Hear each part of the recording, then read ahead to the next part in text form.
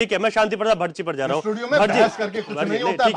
शांति प्रसाद भट्ट जी, मैं ये कह रहा हूं कि हमारा मुद्दा ये है कि जो लोग भाजपा में गए थे उनके इस तरीके के बयान, सोशल मीडिया, ये जो तमाम चीजें आ रही हैं और भाजपा दावा कर रही है कि अगर ये चीजें आ रही हैं, परिवार बड़ा है, समझा देंगे, सब कुछ हो जाएगा, हम पे सिस्टम है।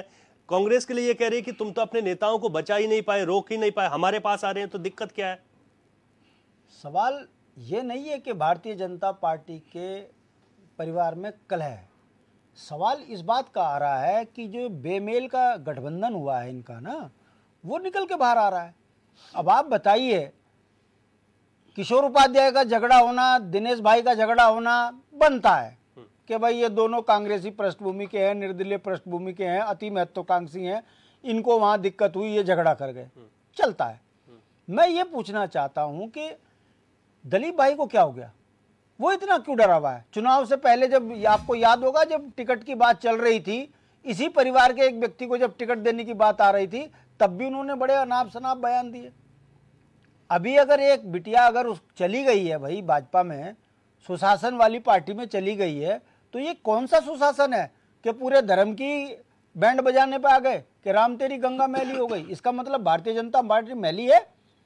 वो अपने स्वार्थ की पूर्ति के लिए 20,000 करोड़ का घोटाला कर देती है नमामि गंगे में। शायद वहां के विधायक को ये लगा होगा कि मेरी विधानसभा में भी बहुत बड़ा गंदगी होने वाली है। लेकिन भट्ट जी, एक चीज ये भी तो है ना, जब यहाँ टिकट नहीं मिल रहा था, कांग्रेस में गए, कांग्रेस ने कृति गुसाई को लेस डाउन से टिकट दे दिया, वो हार भी गई, आप फिर भाजपा में आ गए।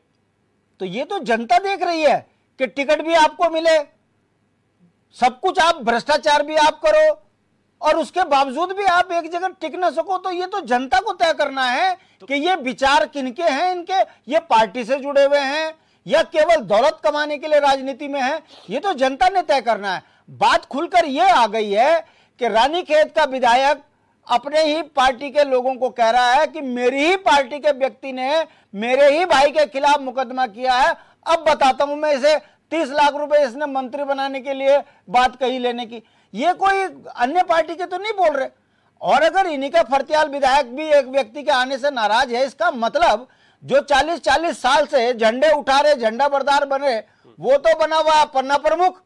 और यहाँ पार्टी में तुम किसी को लेके आ जाओ और एक रात में उसे विधायक बना दो, मंत्री बना दो, और उसके बाद कहो कि हम उसका सम्मान कर रहे हैं, तो यानी कि कार्यकर्ता का सम्मान नहीं है, उसकी कोई औकात नहीं है।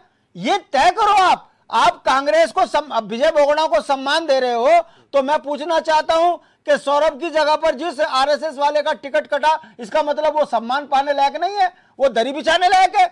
आरएसएस की पृष्ठभूमि, आरएसएस की विचारधारा वाली पार्टी, और ये कब से गुंडे मवालियों की पार्टी बन गई? और अगर आप गुंडे मवालियों को उत्तराखंड में सम्मान दे रहे हो, तो इसका मतलब आरएसएस की दुकान बंद करो। फिर ये ड्रामा काय का?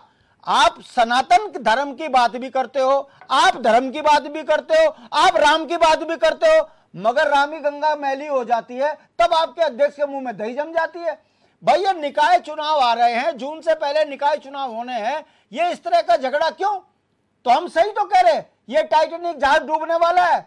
भारतीय जनता पार्टी जो 400 पार की बात करती थी, उसे ये बताना चाहिए कि तुम्हारे यहाँ इतना अनुशासन है, तो ये सड़कों पर जूतम पैजार क्यों हो रही है? ये तुम्हारे यहाँ का अनुशासन है? इतने चरित्रवान पार्टी है, इसके मूल में अगर आप जाओगे, ये लूट का अड्डा है। इनके बड़े नेताओं के बयान शर्मसार करने वाले बयान है कि अगर हमने इलेक्ट्रॉन बॉन्ड में पैसा ले लिया तो कांग्रेस ने भी तो लिया, हम बड़ी पार्टी, हमने बड़ा पैसा ले लिया।